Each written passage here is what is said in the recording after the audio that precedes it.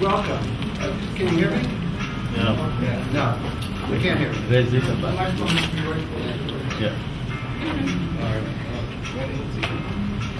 I'm standing up here so I wouldn't have to pull the microphone. All right.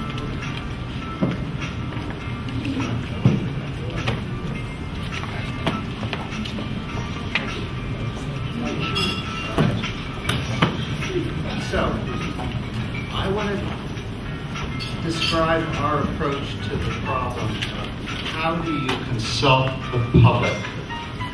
That is, it's not an easy thing to consult the public. And I'm assuming that there are many ways that a scientific method for consulting the public will feed into the RAND projects. Because after all, it's the people in these communities it's the people in the relevant communities whose interests we want to serve. So you might think that consulting the public is really easy. Why don't you just ask them? But it's a little bit more complex and challenging. So I'm going to spend some time describing the problem of public consultation and various methods for dealing with it. And then I'm going to describe the approach that I am recommending that for certain purposes we employ, which I call deliberative polling. I'm not saying it's worth going to all the trouble to do deliberative polling for any issue at all, but for some important ones it is. Now, public opinion, public attitudes have certain limitations as you find them in ordinary life. The first was coined by, the social scientists call it rational ignorance.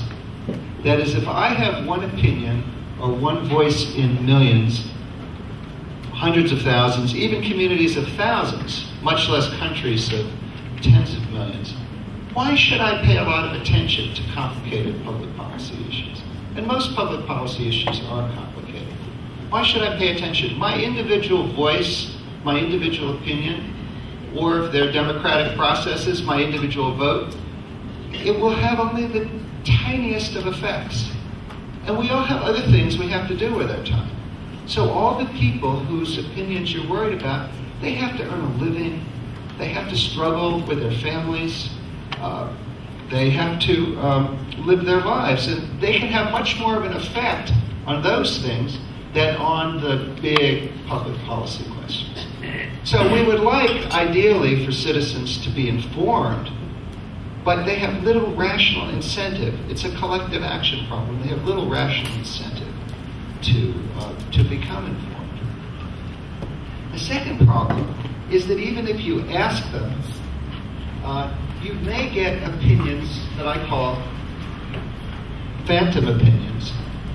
That Phil Converse, one of my, a famous public opinion expert in the U.S. who worked on one of our first projects called non-attitudes. That is, people, if they don't have an opinion or they never like to admit don't know in response to a question. So they will almost randomly choose an alternative. This was demonstrated by the George Bishop's studies of the so-called Public Affairs Act of 1975 in the U.S.